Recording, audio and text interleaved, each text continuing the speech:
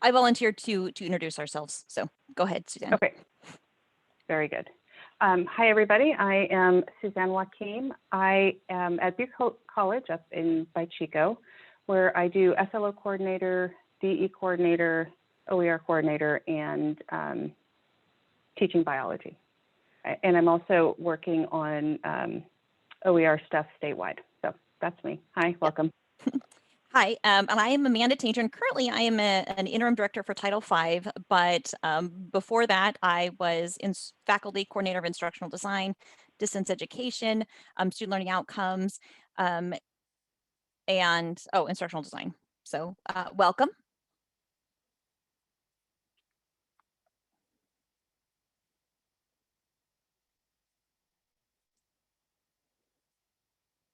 So we're going to start off with just going through a brief conversation of what universal design is. And this might be old hat to you.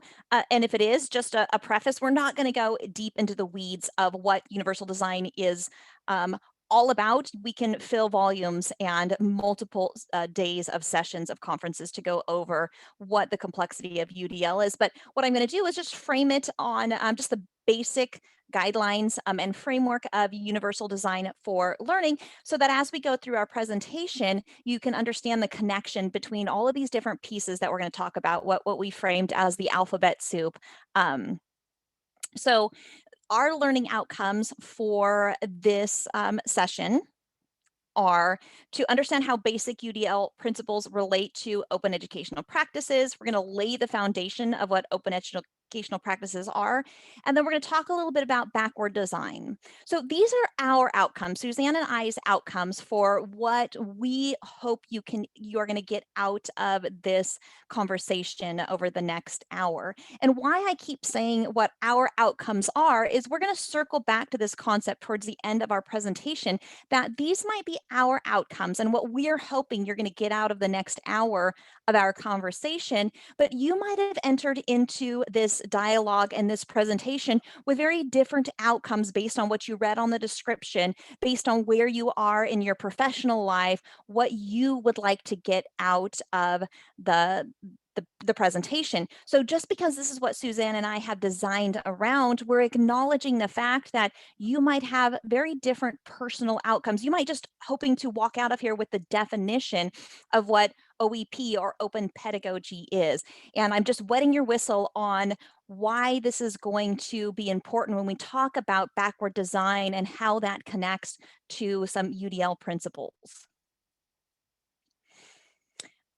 So on the next slide, the first thing that we're going to do is just we're going to talk about what this myth of average is, because it helps to contextualize a lot of the rest of the conversation. A couple of years ago, good grief, I keep saying that, it was probably 5, 6, 7 years ago, I read a phenomenal book by Todd Rose called The Myth of Average. And for me as an instructor, this really succinctly put down what some of the concepts I was struggling with in my teaching.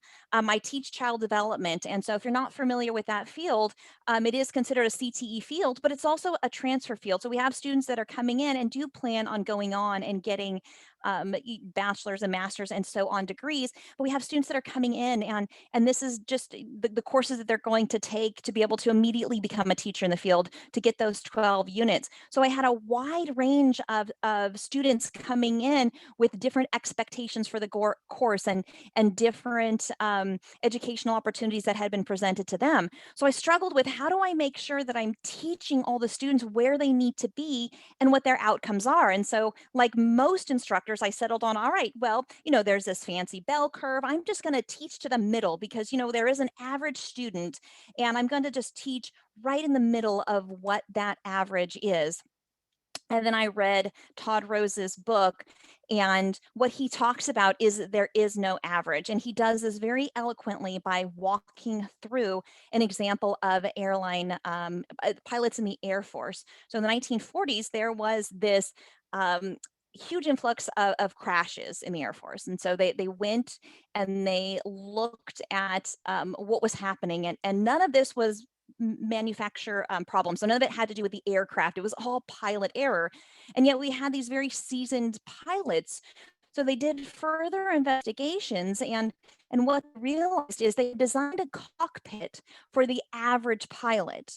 Now, this really hit home when I thought about my car. And my husband and I, there's about a foot difference. I'm 5'3" and my husband's 6'2", almost 6'2". So every time one of us gets in the car, we have to adjust it. Now, if I tried to drive the car based on his settings, you better believe there was going to be some accidents that happened because I could hardly reach the pedal. I had to pull myself up.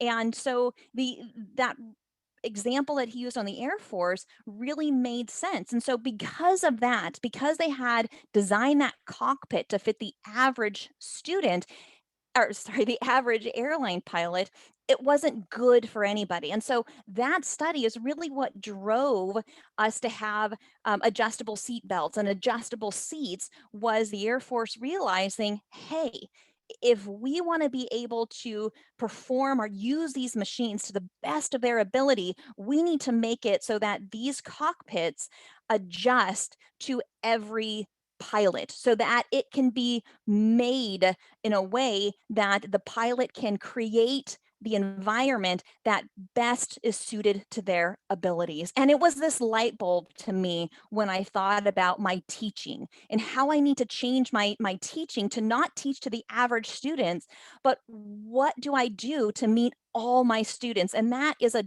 daunting task, I know. So we're going to talk about some of the ways to do that in the context of universal design for learning and some of these alphabet soup acronyms that we're gonna talk about. So on the next slide, right, not right here, because Suzanne is amazing. Let's break down what UDL is. So let's talk about universal. And we think of this concept of what universal is and how I know that. Why are you going to define that for me, Amanda? But we forget that what universal really is this concept that our curriculum can be used and understood by everyone, regardless of what they're coming to us from, the tools that they've had, the barriers they've encountered. Regardless of any of that, we design curriculum that genuinely meets the needs of every single one of our students. So that's when we're looking at it in the context of UDL. That's what universal design really means. And I'm going to skip over to learning, and we'll talk about the D in just a second. But learning has to do with these three broad networks that we're going to look at in this slide that's going to be coming up next. And we're going to go over these three learning networks on the recognition, the what of learning, and then the skills and strategies that we use, the how of learning, and then the caring and prioritizing, the why of learning. And these are the three broad networks that are going to guide our conversation, and you'll see the link in just a second. But let's go back now to the D and the design of it. So when we design our learning, we're going to design our learning so it's flexible enough to accommodate all learners. So we have this universal, meaning that our curriculum meets the needs, but we create in our design the flexibility to meet the learners where they are right now. And we're going to look at that in the context of backward design at the end of our conversation. So let's take a look at those three broad networks first that we refer to. And this is what's going to guide your these cute little icons that somebody created, not taking credit. You can see the attribution right there, but these are going to be the guideposts, so to speak, of our conversation for the next 45 minutes or an hour. So we have these three primary networks: the recognition of learning, and that has to do with the representation. We have our strategic learning, and that has to do with action and expression, and our active learning, and that has to do with engagement. And again, we're not expecting you to walk away being experts of universal design, but hopefully this will encourage you to take a greater dive into how those frameworks can be applied to your teaching. The next slide is very teeny tiny words, and we're not I'm sorry, not the slide after that. So here, let's back up, sorry, and take a look at this quote. And I've read numerous books that says don't read from your slide. I'm going to do just that and read from the slide because it's a powerful quote, and I want to make sure and give it the the amount of attention that it needs to be. So education should help turn novice learners into expert learners, individuals who want to learn, who know how to learn strategically, and who in their own highly individual and flexible ways are well prepared for a lifetime of learning. Universal design for learning helps educators meet this goal by providing a framework for understanding how to create curricula that meets the needs of all learners from the start. Now, if you wanted to take our entire presentation and what we're hoping you get out of this, it's right here in that quote. We're going to talk about how we create our curriculum using the open education practices, using open educational resources, and using this concept of backward design to meet every learner where they are. And that seems like an impossible task, but we are going to hopefully walk you through how you can do that in a way that's much easier than your brain might be thinking right now. So now, on the next slide, here's the framework that you can get off of the CAST website. And it's not in a way that you can read all of those words acknowledging that, but we put the website right there for you so you can take a dive into their website. And the CAST web is an amazing resource if you want to get into a little bit further, a lot of further details on this. Each one of those boxes have great and helpful suggestions on what on boots on the ground things you can do in your classroom to help each of these frameworks or guidelines to be implemented in your course. So what is important to see though on this framework is that we're going from having novice learners at the top down to creating expert learners. And as we walk through with our students and as we apply this to our teaching, that's what our goal is how can I guide the learners in my classroom from being novice learners down to expert learners? And applying all of these different principles we're going to talk about today that's one of our goals is, yes, we're teaching our content, but we're teaching our content in a way that depending on where that learner is, depending on their individual needs at the time, where are they as far as novice down to expert learners? And so again, we're not going to go into the details of this. Go to the website and take a look at it. It's an excellent, excellent resource. So that ends the section on UDL, and I forgot to frame it out that Suzanne and I are going to be going back and forth on this and give time for questions in between. So were there any questions, broad level questions on the UDL piece? I think Suzanne's doing an excellent job of monitoring the chat, but just in case there are some questions before we move on too much. Yep, and there haven't been questions in the chat, but folks have been sharing their personal outcomes for the session, which is awesome. So if you want to drop those in, we can wrap that piece in. If anyone has questions, feel free to unmute as we go along, or if you want to type them in the chat, we'll be monitoring that. And as Amanda said, we'll pause in between each section and take some time for that. So the overall design of this particular session is around UDL, which breaks it up into 3 nice little segments, which is helpful. So we'll pause after each one of those. The first one is providing multiple means of representation. So the second two, sections 2 and 3 will really focus on assessment. This one doesn't have a lot of assessment components, but what it does do that I think is really helpful for our discussion here is it sets up two factors. One is the importance of providing students choices, and we'll demonstrate how providing choice can help students learn content, and I'll get to that in a second. But 2, it also sets up the framework of backwards design that will be useful later. And so as I think some folks are familiar with backwards design, but just a real basic idea of it is that you always start with your SLOs. And as you know, SLO coordinators, that just makes my heart so happy. But you always start with the question of what are students supposed to learn? And everything focuses on that. And so what this relates to the multiple means of representation.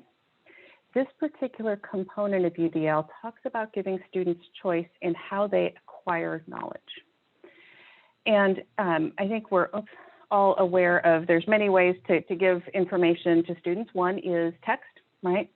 So we have our textbooks. There's all sorts of really great textbooks out there that explain content in these wonderfully eloquent sentences. If we're looking at gaining information, this is going to work for some students. It's not going to work for a lot of students, right? So if you think about what students would have a hard time learning in this way. So if someone want to type in the chat, just a quick idea, who would have a hard time learning in this particular modality?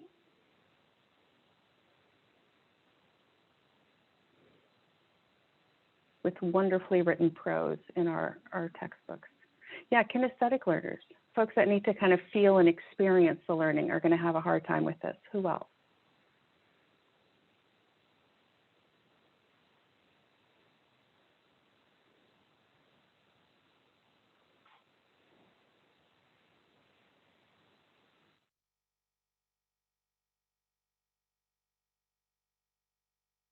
Who else would have a hard time with learning in this particular? Audio learners? Absolutely. What about, visual learners? Monica, the different types of learning preferences, there's a whole field of study and debate and all of that going on. So we're not going to kind of go down that particular rabbit hole today, but absolutely, like what does it even mean to be a certain kind of learner? ESL students, right? Second language learners. This is really hard to read even as a native speaker because it's sciencese, right? But students that are not native speakers would have a particularly tough time. And David, no, learning modalities is not, the research does not bound that up. But regardless, there are students that would benefit from different ways of presenting the information, right? So second language learners, students that don't have reading as one of their primary skills. And although the learning styles is no longer in vogue, multiple modalities does seem to be borne out by the research, which shows that getting information in multiple different ways is helpful for all people, right? And so we can provide not just text, but also images. So this can be a really good way to help students learn the content in a different format. Videos, a lot of our students benefit from seeing these processes in action. So what this particular process is how DNA is replicated. So it's just a process. Some students do well just by reading it. Some benefit from having images. Video is really helpful to watch kind of chemicals do their thing because it's hard for students to visualize things at that scale. Outlines, right? Getting information in outline format can really help some students organize their understanding of the information. And then for students that really like the interactive component, is interactive. There's games online. There's just amazing games. And actually, I've been teaching online for a while, and this is one of my favorite reasons to teach online is all of the wonderful resources out there. You know, there's just amazing videos of blood flow, and it changes colors, and it's just downright fun to watch, right? And games and all these sorts of things. And Monica, yeah, for folks that process best with kind of other means of representation, seeing the words is not necessarily helpful. And just kind of a little short story, and then I'll come back to this, because when I was going through school, and this was back before the days of the internet, but we don't need to get into that, the textbook had text and it had pictures. And for whatever reason, I just always had a hard time with the text. The pictures were really easy for me to understand. I could follow the arrows. It worked better for me. And when I first started teaching, I assumed it worked better for everybody. So I would tell my students, don't read the text, just look at the pictures. It's so much clearer in the picture. This makes much more sense. And then, you know, one day I put up this beautiful picture of I don't remember what it was, protein synthesis or something.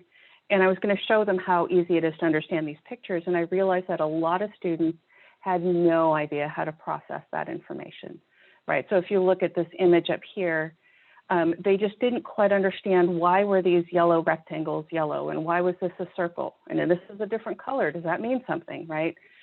And so what this allowed me to do is realize that presenting information in different ways, giving students this choice is really helpful for them because they can find the way that works best for them. So here's how my class is set up. I tell my students, these are two separate pages in Canvas. The page on the right is what I call the study guide. It's essentially the learning outcomes for the unit. So this is getting us into the backwards design piece. And I make the goal of the unit very transparent to students. I tell them this is what you're supposed to learn, and you don't have to read it, it's not important, but it's very specific. These are the terms you have to know what they mean. This is a process. You have to explain the process using those terms. This is, so it's very organized, it's very specific, and it tells students this is the goal, right? So that's the backwards design piece and being really transparent with students. Then I tell them, I don't really care how you get here. This is what I want you to know. Doesn't matter to me how you get there. Here are the resources that you can use to learn this information. And so this is the next page in my Canvas shell where it has links to the textbooks. And I actually give my students a choice of 2 different textbooks. Now, the only reason that's possible is because these are OER textbooks. So they're free. And so students can go back and forth. I tell them these are 2 separate textbooks. Check them out. Which one do you like better? Pick that one. It's all groovy, right? Doesn't really matter.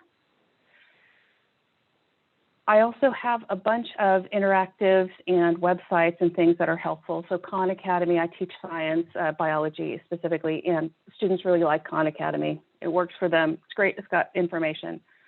Other links, there's a ton of videos, so you can't see this page, but it goes on for quite some time. Lots of really great videos. Again, because these are all free, I can give them all of these as an option. Now, the first question I get when I show this is, oh my gosh, that's overwhelming. Aren't students totally lost? And when I first started doing this format, I got such great feedback. But I did have about 1% to 2% of my students that this was a little overwhelming for them. So since that time, what I've done, and it's explained up here, and I explain it to students in announcements and all sorts of places, that the first textbook link, that's all you need. Like, that's it.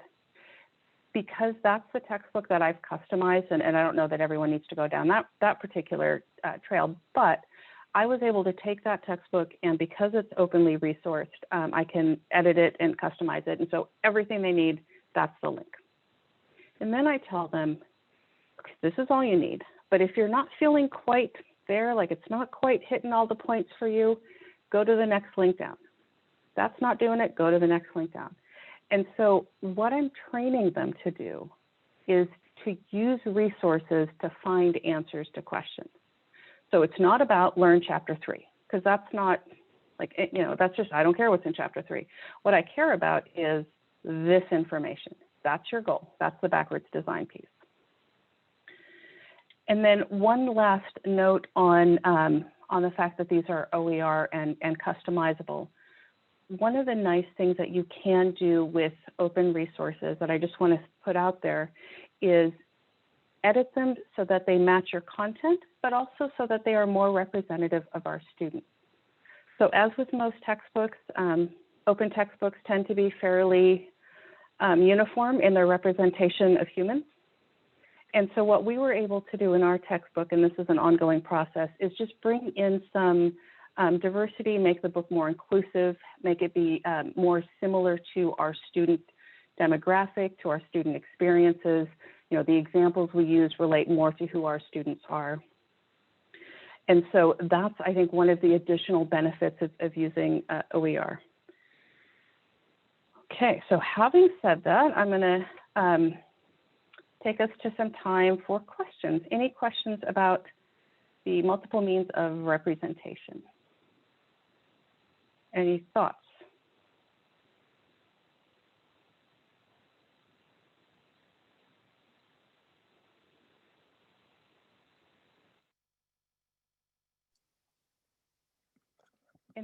This may also be a good time to, for those of us that are inclined towards yes, but, because I know that feeling, right? So yes, this is lovely, but you're welcome to bring that up. Now is a good time. We have about 2 minutes before we need to move to the next section.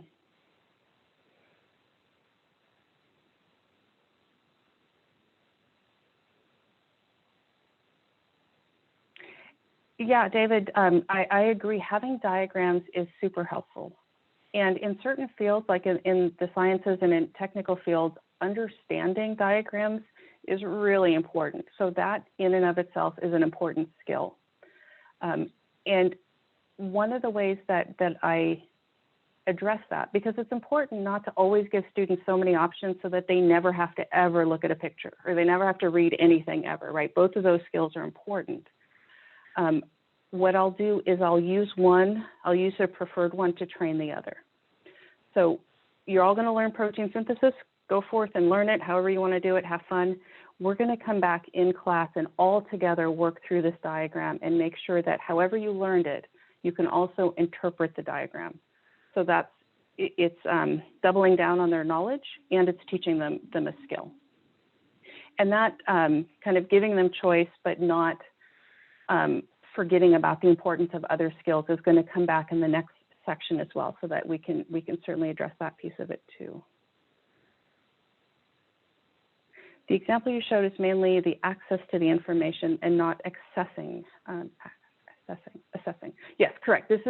So we're going to talk about assessment in now, in fact. So Amanda, why don't we move on to assessment? Perfect segue. That is an excellent segue. We couldn't have done that better if we had planted you there. And so, yeah, that's what I'm going to be talking about right now, is this concept of multiple means of action and expression. So we've given students the information in multiple ways. So how do we allow students to express what they know in multiple ways, following along with these principles of UDL? And so we're going to start with talking about this concept of goals. And Suzanne did an excellent job of thinking or introducing what backward design is. So I'm just briefly in 2 seconds going to just revise, or not revise, but refresh your memory. So again, backwards design is taking a look at our outcomes, what we want students to get to, and then designing our curriculum and the content we offer to help support them in meeting those outcomes. Now, those are our outcomes. Most of the time, they're on our curriculum outline of record. We might have small objectives for each of those modules, but we're providing the content in this concept of backward design to help them get there. One of the things that we asked you to do when we first started talking was to think about what are your individual outcomes based on where you are for this presentation. And so think about that. I want you to revisit that as we go through this next segment of our conversation. So when we think about multiple means of action and expression, which is one of those UDL important principles, it emphasizes that we're helping in whatever context we have. We're building our learners and we're encouraging them and supporting them from going from a novice learner to an expert learner. And so part of that is to help support them to their goal setting in the context of what we're teaching. But we also need to acknowledge that part of that is for them to set the route in how they get to those outcomes, and acknowledging as instructors and as facilitators of our learners' journey that their route and the route that matches where they are right now might not be the route that we would choose. And it's going to be different for each and every one of our students. I use an example of programming a GPS because it was very visual. When somebody introduced it like this to me, it really helped to visualize what I'm talking about when I'm talking about setting the route. So when we used to use, the Garmin setting the GPS, now we use Waze and Google Maps and all of those, we tell that mechanism, here's the destination, here's what I want to go, AKA our outcomes. And many of these programs will ask us, all right, so I know your outcome, I know where you want to go, your final destination. Here are a couple of route options you can take to get there. Do you want to go on a toll road? Do you want to take the freeway? Do you want to take the scenic route and avoid the freeways? And so we all have the same outcome. We all have the same place that our GPS is going to take us, but we get to choose the route we want to go. So if I'm a new driver and I want to drive to Santa Rosa or someplace that's going to take me a couple of hours, but I am absolutely terrified of the freeway, I might choose to engage a route that avoids the freeway as much as possible. It doesn't mean the freeway is wrong. It means for me where I am right now in my driving abilities, or maybe I have extra time that I want to take the scenic route. I want to take as many back roads as possible, and that's okay too. I am still going to get to the same route. Or the flip side of that is maybe I have got a tight timeline and I need to get to Santa Rosa as quickly as possible. So GPS, Waze, Google Maps, I want you to take me there as quickly as possible. And that's the route that I'm going to take. So let's take that and apply it to the learners in our classroom and how that relates. So if we have a student who they are incredibly fortunate in that they are able to not work, their family supports them, they can take classes at their leisure, they have got plenty of time to study, they might want to engage in as many extra pieces of content that you have for them. They might want to be able to do all of the creative thinking that you want them to do, so they can do that all. And so that type of learner, that's going to be one of the learners in our classroom that we want to support in the path they take to our outcomes. But if we have a student who they just need to get through their education, they just need to learn, they just need to demonstrate it as quickly and succinctly as possible. They don't need all of these different creative options because they need to get done so they can get a job and support their family. They're going to take the most effective route. So how do we do that? How in our classroom do we acknowledge that our students have different outcome or have different paths they need to take to get to the outcomes? Remember, I'm not saying that our outcomes in our course changes, but we are going to provide them options to get to those outcomes. So the UDL has lots of different ways in order to help us get there. We're going to focus on one piece that applies to our teaching, and that's going to be separating the means from the ends. And we do this, we do the opposite of this all the time when we're designing our assessments. So let's take a look on the next slide. I'm going to give you an example of maybe a typical outcome that are a typical prompt that we might give our students, say in a biology classroom or wherever this is a great science example. So if we ask a student, write a paragraph about how the circulatory system works, I want you to think about this prompt. What is the route? So we want them to tell us how the circulatory system works. What is the route that we've mandated the students take? What skills have we said they have to demonstrate first in order to show us how the circulatory system works? What do you think? The ability to write, exactly, writing a paragraph. So this is a biology course, and I get to pick on biology because Suzanne's here to defend her field. So we've, as a biology, said you need to know how to write, and you need to know how to write well, and you need to know how to write a good paragraph to show me how the circulatory system works. So we've demanded that the student take this one route in order to meet that outcome. But as an instructor, my outcome is that I want you to show me how the circulatory system routes, how the circulatory system routes works, excuse me. But I've told you how you get there. I haven't allowed you to choose the route that works best for you. If I am wanting to see how you show me the circulatory system works, what are different ways that I could have chosen to do that instead of dictating the means to the ends, instead of dictating the route that you must take? What are some other options?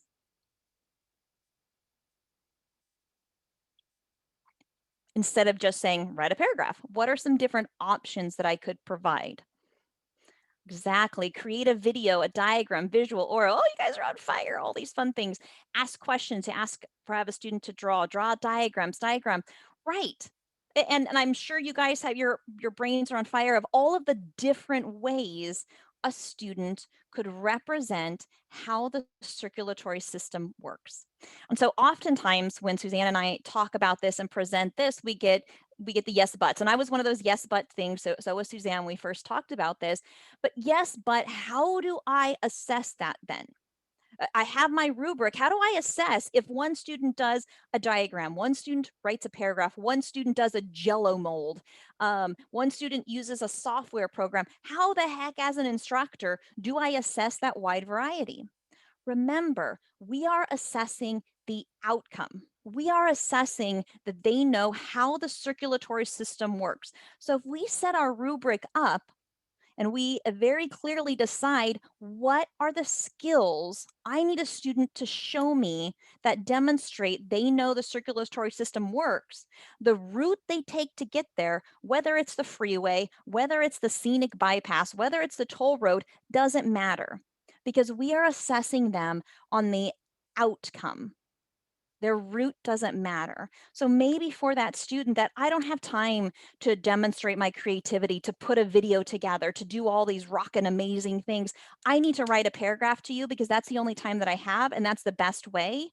They're still going to be assessed at the same level for our assessment as the student that does say, all right, I love video creation. I can do some really cool things with this software to show you how I work. It doesn't matter because we've designed our rubric or whatever standard, how we're assessing or how we're grading it to only show the outcomes, then it's going to still be standardized and objective for our students.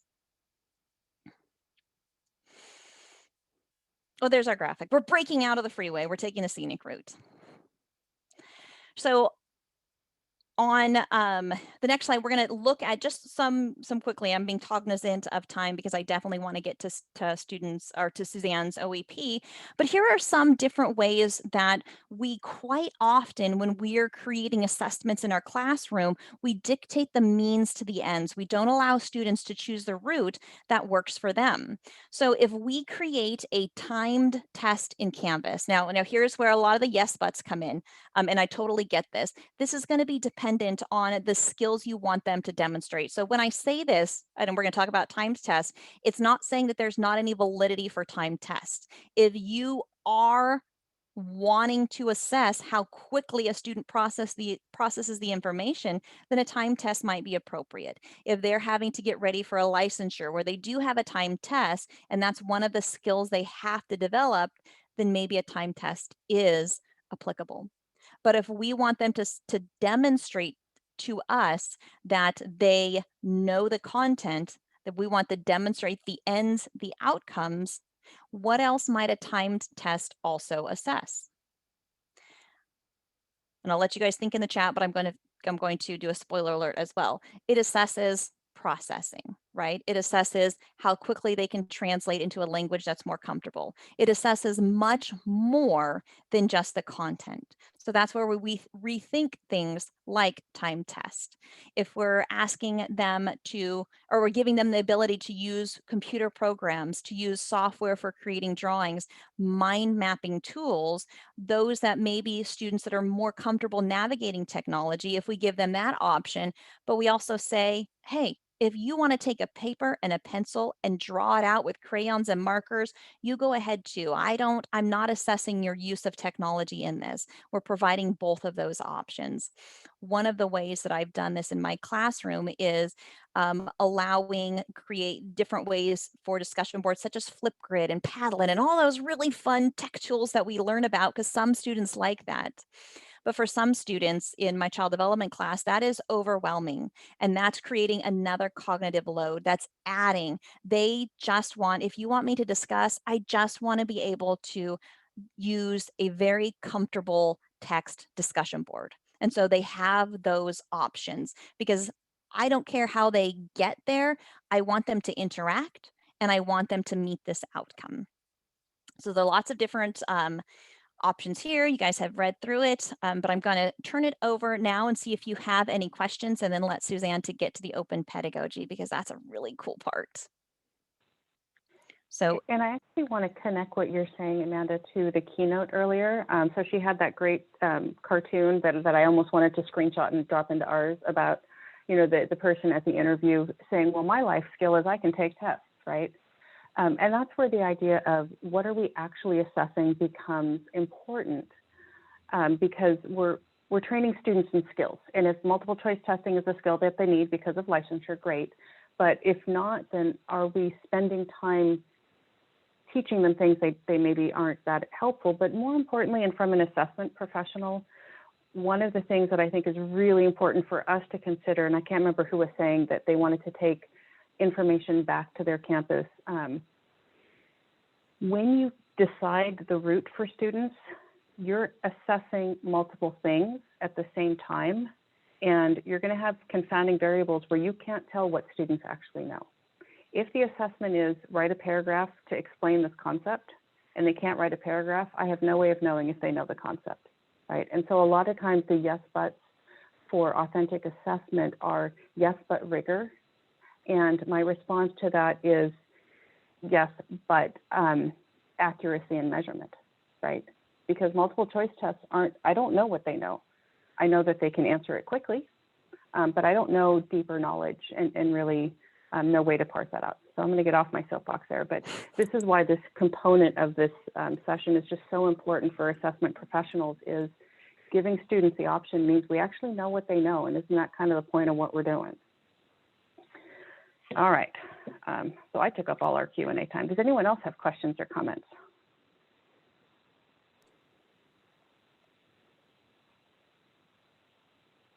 Okay. Keep them coming in the chat if you have them. Otherwise, I'm going to go ahead and move on. The whole you're supposed to wait 15 seconds thing, it just never works. I can give you 3 seconds, but if you don't have questions, we'll move on. All right, multiple means of engagement.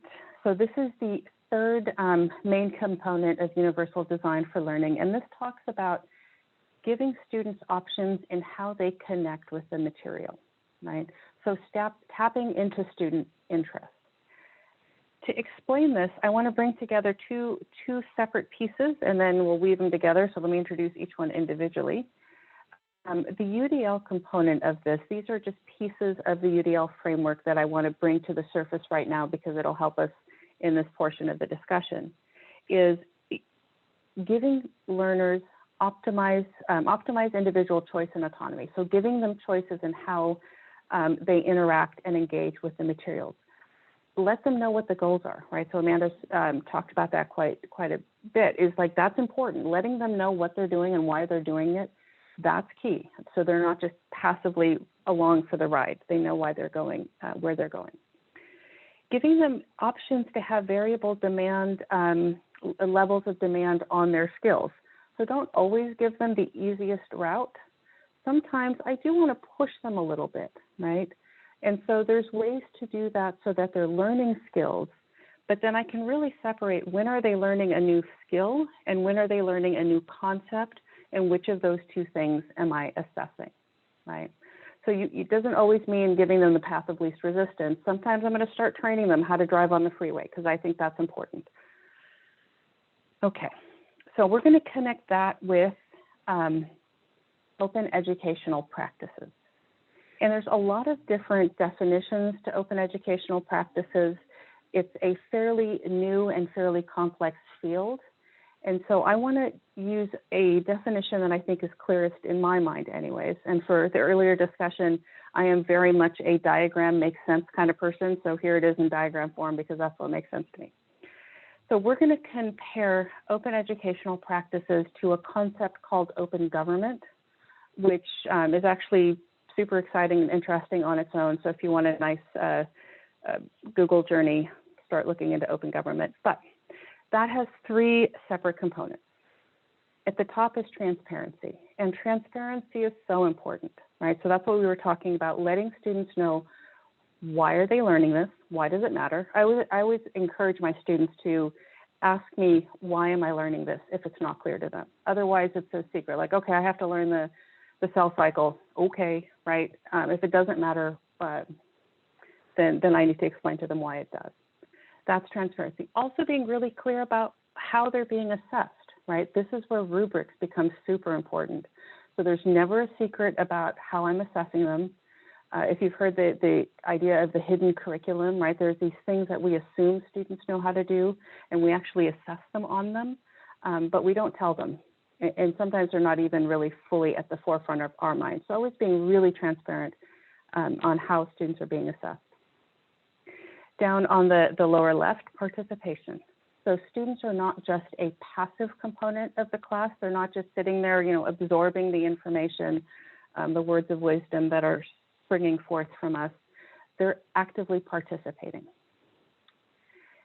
And then on the lower right, that takes it kind of to the next level, which is not only are they actively participating in the class. So for example, in a lecture, right, active participation would be they're asking questions and we're having a discussion rather than the sage on the stage, right? So that's participation, and that's great. Collaboration is kind of next level, which is students are actually helping to build the class, to create the content for the class. And that's where open educational practices really come into play. So I'll show you some examples that will help clarify that. Okay, see what's happened here. There we go. All right, so we're going to start with an example of the transparency component, which is having students collaborate with you on creating portions of the syllabus. And I think a lot of us do some part of this, where if you have a discussion about class norms, like discussion norms, that's an example of this. You can take it to the next level and have students do, what do they call it, contract grading, right? Where they work with you to design what is the grading scheme for the class, what's important, how are we going to measure that. You can have students create the late policy for the class. So these are all things that bring students into collaboration with the course. This image here is just a reminder to tell you about the Open Pedagogy Notebook. If you want a fun thing to Google and take a look at, it's got some really great ideas for open pedagogy in a variety of different classes.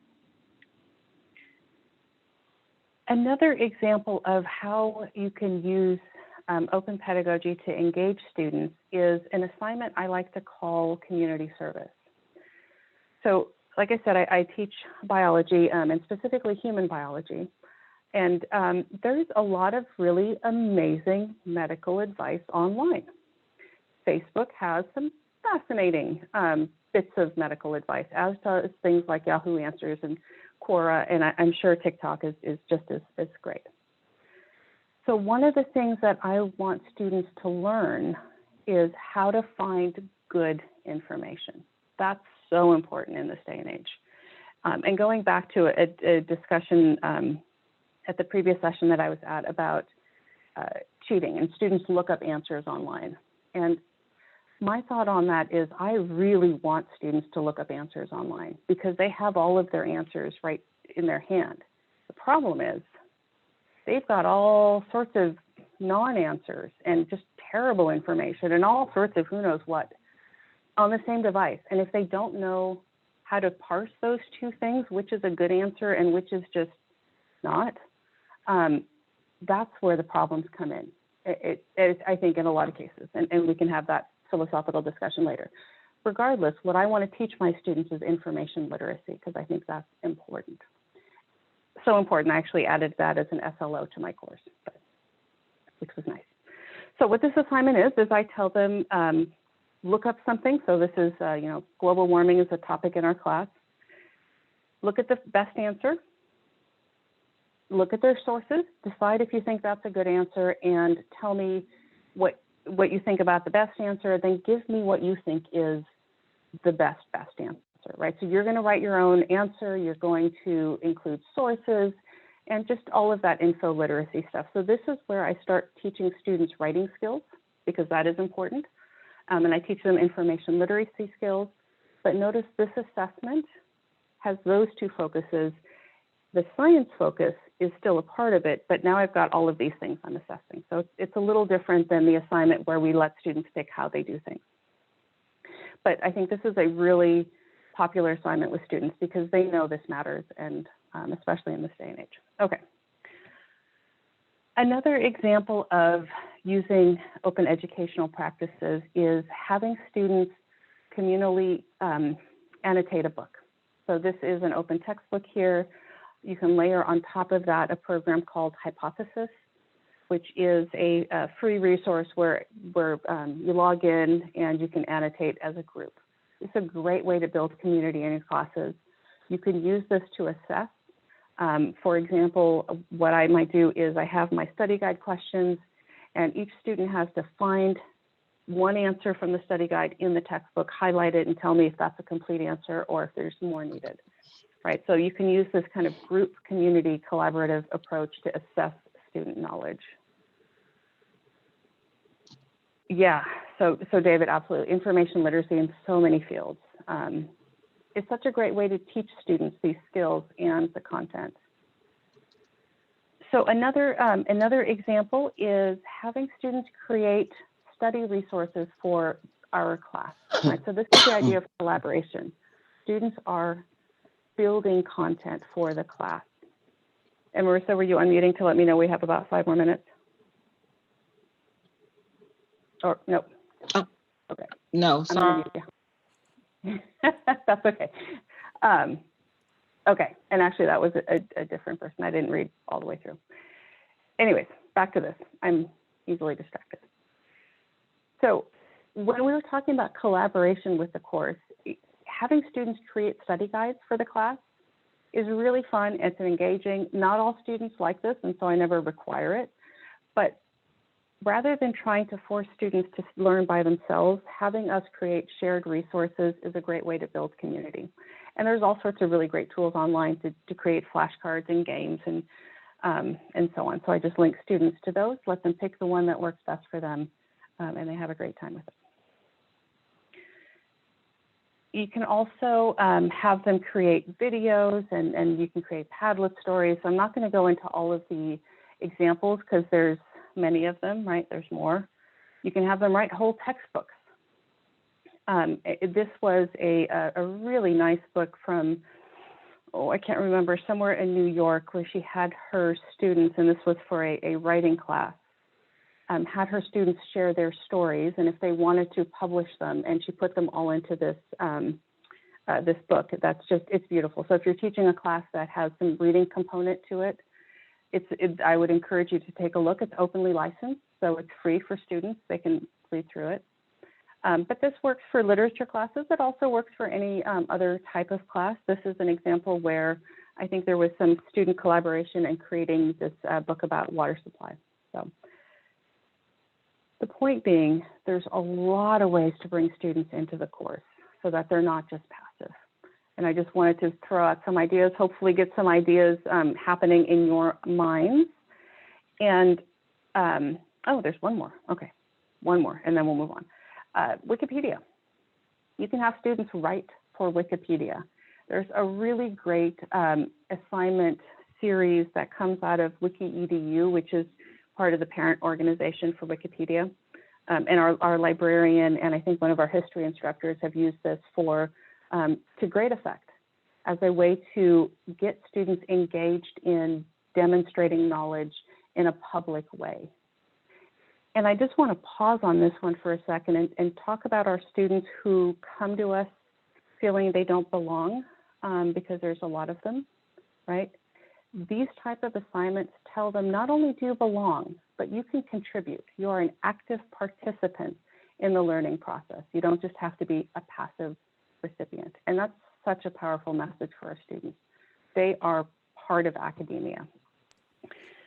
And I just want to add, Suzanne, Yeah. just some thoughts on that, but it also is so powerful for our students when they see their instructor saying, I trust you enough and I value your input enough to make this a possible assignment, that your contribution, I know that you can contribute to this world enough for me to make this an option. So Suzanne's hit the nail on the head that those powerful messages are important in the options we provide students.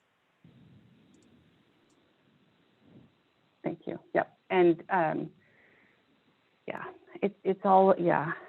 So this last slide just is one of my, I think, favorite images for equity and equality, right? You've seen all of the images with the boxes and the ladders and so on. And this one works, I think, particularly well for this conversation because it's, you know, Amanda was talking about getting to the destination. And it's not about making our outcomes, it's not about decreasing rigor, it's not about changing our SLOs or changing what we're assessing. The goal is the same. But if you let students choose how they get there, you can actually see if they can get to the goal, right? And so the idea is everyone's got to get to where they need to get, but you just give them different tools so they can get there in their own way. So I believe that leaves us with just a few minutes for questions. Any thoughts or ideas that have come to your mind?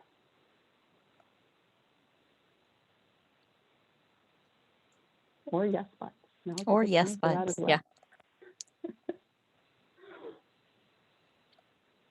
And I think this is a really great context to bring up those yes buts, to bring up those concerns of, but I don't think this will work for me. And we've got just a great brain power here to suggest, okay, what about this context? Or yeah, maybe it won't work in that, but how about trying this out? So definitely come up with, this is how I'm wondering if it will work for me. And there's a great question in the chat about how to apply this in the online environment. And like I said, I teach online, and in my class, I do, for the assessments, full options, right? So my assignments, what they look like is, it tells students, here's what you're going to show me. You're going to understand, or you're going to show me that you know how the nervous system works, right? You need to use all of these terms and all of this information. And so there's this block of the assignment that says, here's what you're showing me. And then I tell them, I don't care how you show it to me, you know, go forth and do what you need to. Now, two caveats to that. 3. One is you have to scaffold. So the first time I do that in an assignment, I show them. You can do flashcards, you can do an essay, here's an example, here's, you know, so 3 different examples, you can do any of these. This is where rubrics come into play. Otherwise, it's really hard to assess if I don't know what I'm assessing. And if students don't know what they're assessing, they don't know what to demonstrate to me. And so the rubric becomes utterly key. And one of the nice things about Canvas is you can set, you can limit what students can upload, right? It has to be a file, it has to be a video, or you can check all of the boxes. And I check all of the boxes, and they get used to it. It just takes some scaffolding. And I think that that's important to put in there, is offer those suggestions. The first time I had done this, I just thought, this is great. I'm just going to say, you tell me how you know this knowledge, and gave them the wide open world, and it totally freaked them out. And I thought, what is wrong here? What am I doing wrong? And that's where it is important, is in addition to scaffolding and saying, oh, here are some options that you can do. You don't have to do these options, but here are some suggestions. But I've also really embedded the practice of why here. This is why I'm doing this to you. I know this might be harder. Here is why I think it's important. And all of those reasons that we've talked about in this presentation, of because I know that you can come up with something much more amazing than I can suggest. I value your input. All of those types of things are important. And I just want to end on, and Suzanne, let me know what's in the chat that I need to do, but this concept of +1, and it was one of the most important pieces of UDL that emblazoned itself on my brain, is whether it's multiple means of representation. So whether I'm bringing in additional ways for students to consume the content, or additional ways for them to demonstrate. If this all feels so completely overwhelming, think of the concept of +1. Adding one more means of representation, adding one more means of expression. And just to address the 2 points in the chat about, you know, a research paper and multiple choice questions, I think all of this comes down to, what are you trying to assess, right? So it's all about accuracy of assessment. If you're trying to assess, are they ready for licensure, and the licensure is a multiple choice test, yes, that's what you're assessing. If you're teaching an English class and you're assessing writing skills, yes, they have to write a paragraph. But for the English class, and English instructors already do this, right? They never tell students, write a paragraph about the nervous system, and I'm going to assess your writing. You generally give them some options, right? And so the question is, what are you assessing? That stays fixed. And then think about any sort of accidental assessments you've wrapped in, and those are the pieces you're going to start pulling away, right? So that, we're going to leave you with that, the beauty of backwards design and UDL in assessment. Thank you. And I think we're officially done with time, but I see Rebecca raised her hand, so I'm willing to stay if we can. Marissa, I don't know, but go ahead.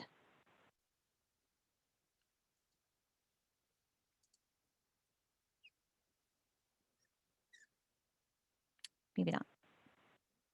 Oh, sorry. Okay.